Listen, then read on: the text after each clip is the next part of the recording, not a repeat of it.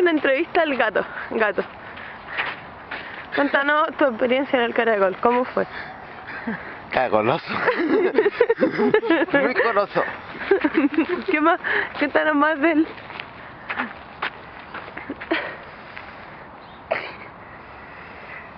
Ah, y esa es la broma de la noche. Pero iba ellos.